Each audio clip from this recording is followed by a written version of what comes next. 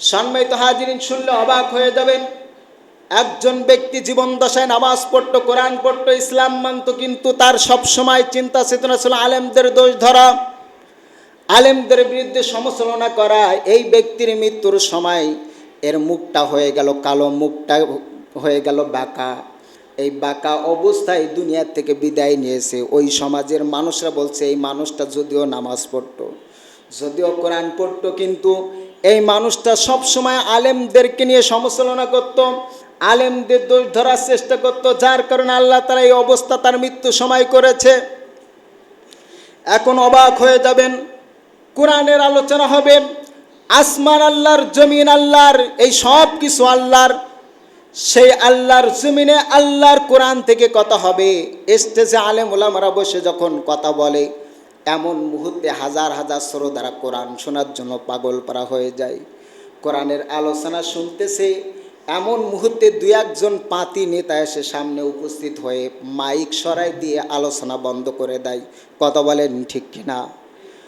অনেক শক্তি দেখায়, অনেক গাছজোর দেখায়, ক্ষমতা দেখায়, কিন্তু দেখবেন পৃথিবীতে এত সামান্য ক্ষমতা দেখিয়েছে, এর চেয়ে অনেক বড় বড় ক্ষমতাধর ব্যক্তি, তাদের কোনো নাম নিশানা এখন নাই। কথা বলেন ঠিক কিনা? ফিরাউনের ক্ষমতা আছে, আছে বলেন, নমরুদের ক্ষমতা আছে, আবু জেহেলের আছে, উদ্বার আছে, সাইবার আছে, নাই। তার প্রমাণ হলো যুগে যুগে যারা আল্লাহর বিধান নিয়ে ষড়যন্ত্র করেছে, এদের অবস্থা ভালো হয় না।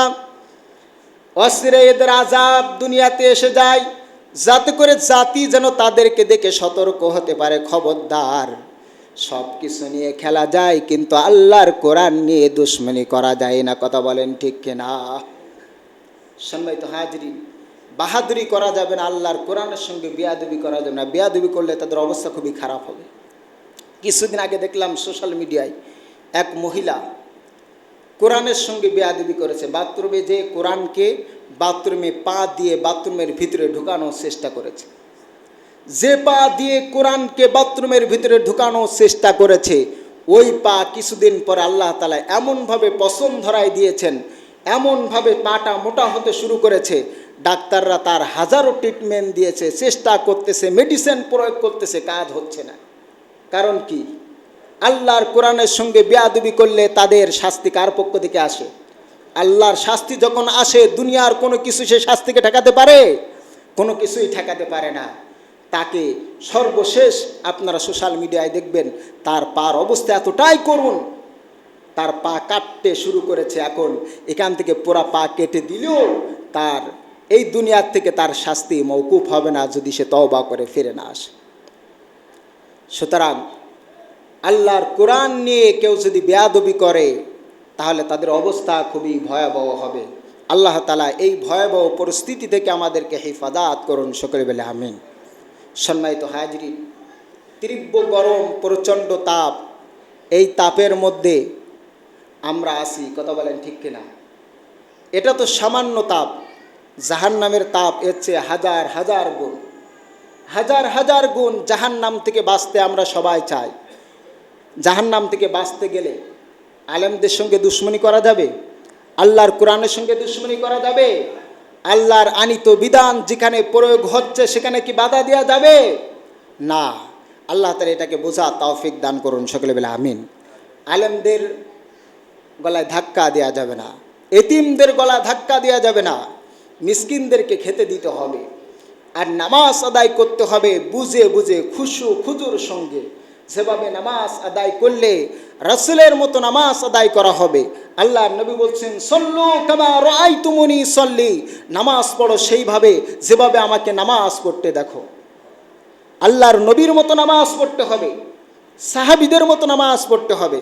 সাহাবীরা যখন নামাজ পড়তেন, তারা চিন্তা করতেন এটাই হলো আমার জীবনের শেষ নামাজ। এই নামাজ হলো আমার জীবনের কি? শেষ নামাজ। হয়তো আমি আর কোনো উত্তর পাইতেও পারি, নাও পাইতে পারি। তাহলে জীবনের শেষ নামাজ মনে করে যদি কোনো নামাজ আদায় করা হয়, সেই নামাজ কেমন নামাজ হবে বলেন? আল্লাহ তাআলা সেইভাবে নামাজ পড়া তৌফিক দান করুন, সকলে বলে আমিন। জাহান্নাম থেকে আমরা সবাই বাঁচতে চাই। আল্লাহর রাসূল সাল্লাল্লাহু আলাইহি ওয়াসাল্লাম জাহান্নাম থেকে বাঁচার জন্য আমল শিখিয়েছেন। সে আমল আমরা সবাই করতে রাজি আছি তো মুসলমান? আপনারা খেয়াল করে শুনুন, আল্লাহ নবী সাল্লাল্লাহু আলাইহি সাল্লাম বলছেন, প্রতিদিন ফজরের নামাজের পর, কোন নামাজের পর? ফজরের নামাজের পর এবং মাগরিবের নামাজ, যদি কোনো মানুষ 7 বার আল্লাহুম্মা আজিরনি মিনান নার, কোন দোয়া বলেন? আল্লাহুম্মা আজিরনি মিনান নার, হে আল্লাহ জাহান্নামের আগুন থেকে আমাদেরকে বাঁচাও। এইভাবে যদি কেউ আল্লাহকে ভয় করে, আল্লাহর কাছে অনুতপ্ত হয়ে জাহান্নাম থেকে বাঁচার জন্য যদি দোয়া করে, আল্লাহ সুবহানাহু তাআলা জাহান্নাম তার জন্য হারাম করে দিবেন। সুবহানাল্লাহ। এই আমলটা করতে পারবো তো সবাই? আল্লাহ তাআলা আমাদেরকে কবুল করুন, সকলে বলে আমিন। ওমা তৌফিক ইল্লা বিল্লাহ। আসসালামু আলাইকুম ওয়া রাহমাতুল্লাহ।